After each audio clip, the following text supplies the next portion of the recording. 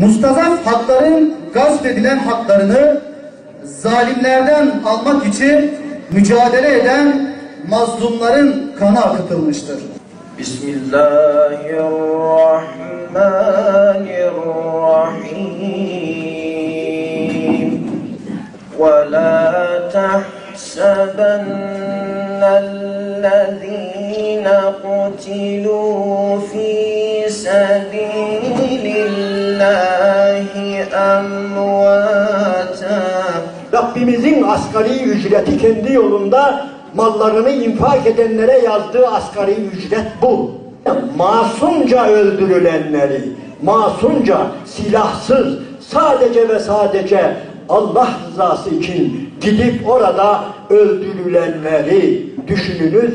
Gerçekten bunun ne olduğunu Allah bize bu dünyada gösterecek. Yani Mavi Marmara şehitlerinin getirisinin, kârının ne olduğunu tarih yazacak daha. Tarih öyle yazacak ki size şunu söyleyeyim. İnanın birinci getirisi Mısır oldu, Tunus oldu. Bugün İslam aleminin birdenbire Arap Baharı adı altında uyanmasının en önemli etkenlerinden birisi Gazze. Gazze yolunda Müslümanların verdiği bu mücadeledir.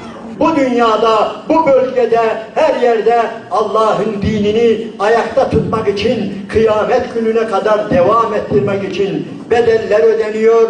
Ne mutlu. Ümidinizi kesmeyin. Kafirler sizi kandırmasın. Binlerce defa Nisan ayında o Peygamber sallallahu aleyhi ve sellemin hayatı, kutlu doğumu ihya edildi. Bunlar öyle basit bir saman alevi gibi böyle moda falan değil. İyi dikkat edin. Günü gününden iyi geliyor. Kalitesi kalitesinden iyi geliyor. Yani meydanlara sığmaz oldu. Caddelere sığmaz oldu. Salonlara sığmaz oldu. Ve bu yani müminler içindeki imanlarını dışarıya nasıl vurmak için bahane arıyorlar.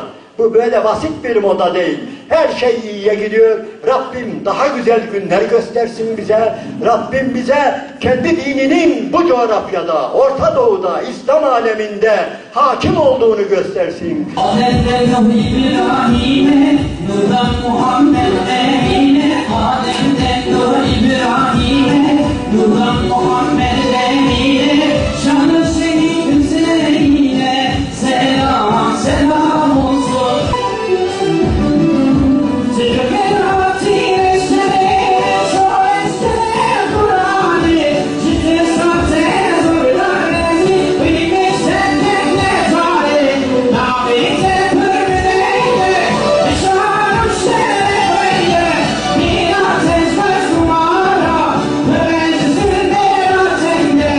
محمد الأمين وعلى آله وصحبه أجمعين واعتصموا بحبل الله جميعا ولا تفرقوا واذكروا نعمة الله إذ كنتم أعداء فألف بين قلوبكم فأصبحتم بنعمته إخوانا.